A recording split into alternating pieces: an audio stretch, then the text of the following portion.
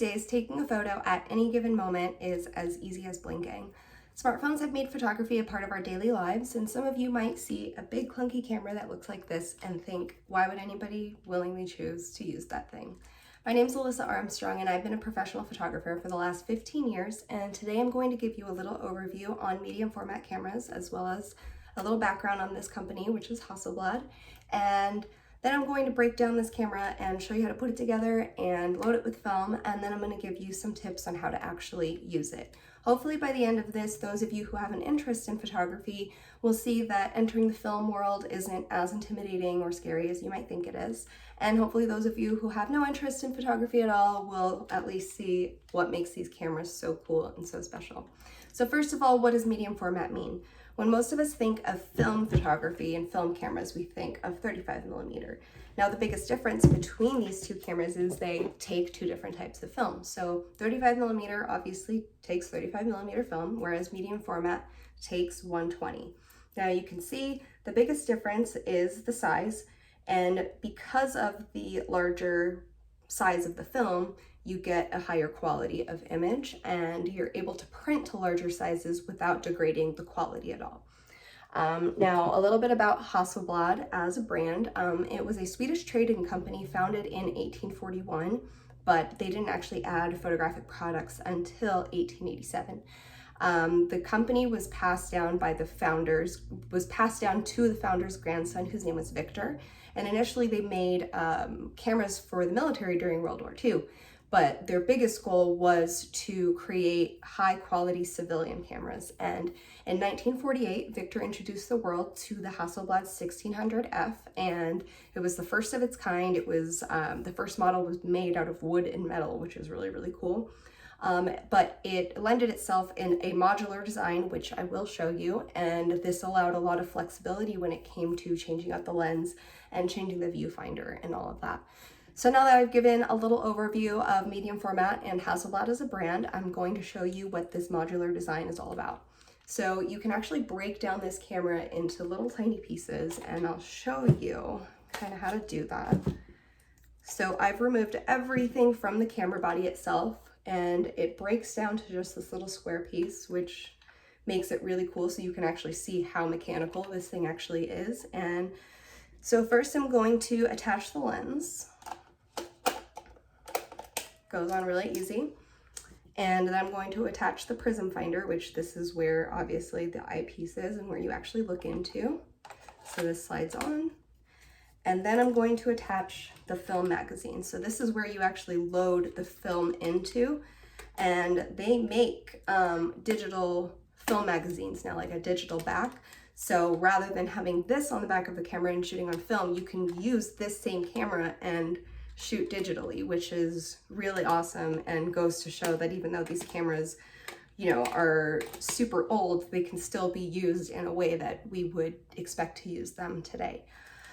So now that I've kind of broken it down, I'm going to show you how to load it with film. So this was taken out of the film magazine, and basically you're just going to take this little spool and you're going to flip it to the other side.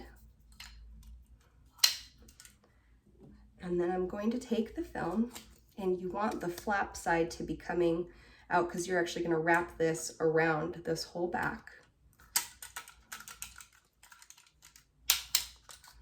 And now that I've had it loaded in here, then I'm going to wrap it around, and it's going to slide under this little metal piece right here.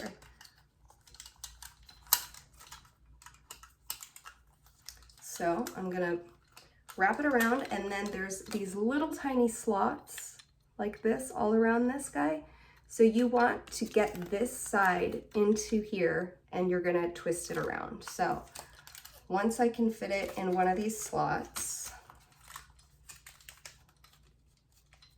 I can get the film. I promise I do this way better when I'm not pumped full of coffee and on camera. So, okay. Now you've got this little tab in here, and what you're gonna do is you're just gonna start twisting the film like that.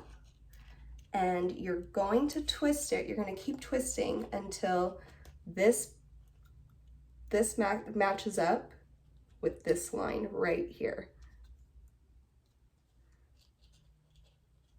So now that I have the arrow lined up right here, this is ready to go. So I'm going to put it back into the camera nicely and the right way. I'm nervous, guys. And then you're gonna lock it in. Now, this little number is at 0. You wanna wind it to 1.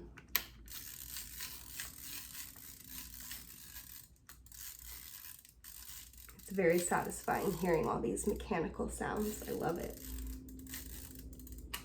So once it's wound up to the number 1, there you go. And just kind of throw this guy back, and now it's ready to shoot. But one of the things that you have to realize is this has a dark slide. This is called the dark slide, and you cannot take a picture. This is the shutter right here. The shutter will not fire at all as long as this is in place, which is actually really nice, because if you have it in a bag, it's not gonna misfire. 120 roll of film that only has 12 shots on it. So that makes it very, very complicated and not ideal and kind of expensive, but photography is an expensive hobby, what can I say? So the unique thing about this camera and about the lens is typically on a camera, the settings, you really only have a couple settings on the lens, which is the aperture, and everything else, the shutter speed, you control from up here. With this camera, the shutter speed is actually on here as well. Now, aperture and shutter speed are 2 of the 3 components that determine how much light enters your camera. Now, I used Kodak Portra 400 to load into the camera. That's the film that I used. That 400 number is going to be important in a second.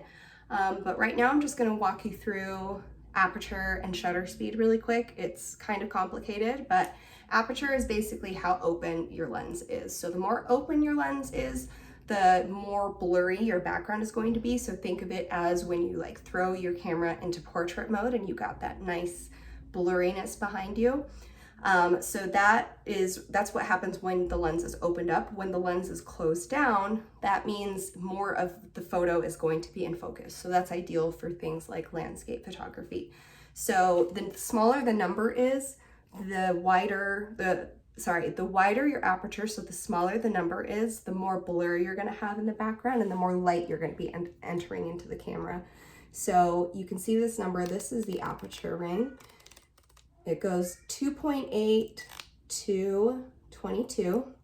Now this is the shutter speed. This is how you control the shutter speed. And the shutter speed is obviously how long the shutter is actually open and available to capture in light. The fastest shutter speed on this is 1/500th of a second.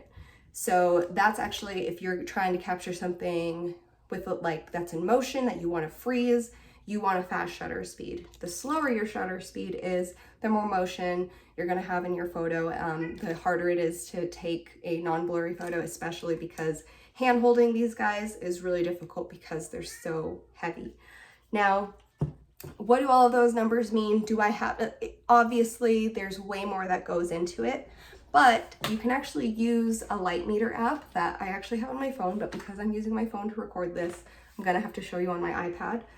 Now, this actually, this light meter is really, really cool because you can lock in your ISO, which was the film speed that I actually put in. So that was Kodak Portra 400. So you can lock it to 400 and set it and just have it locked right there. So then you're going to point this at your subject and it's going to show you what your shutter speed is going to be and what your aperture is going to be. So you can actually just match that with the numbers that you see on the lens. So for instance, if I take a reading of this right here, it says that my shutter speed will be 1/500th of a second and my aperture will be at 4, and the ISO is already set because that is the film that you actually put in. That's what determines that number.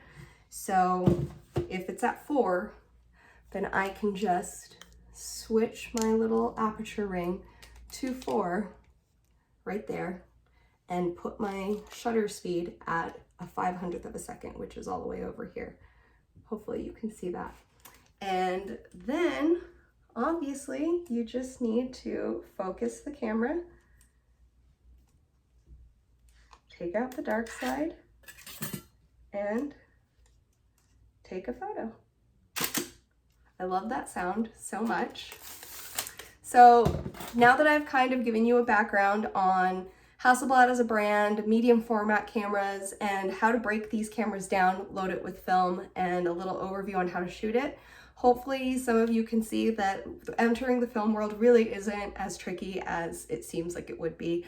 And hopefully you can see that these cameras really are so cool. And maybe the next time you whip out your phone to take a photo, you'll see all of the little intricacies that go into taking beautiful photos. Thank you all so much.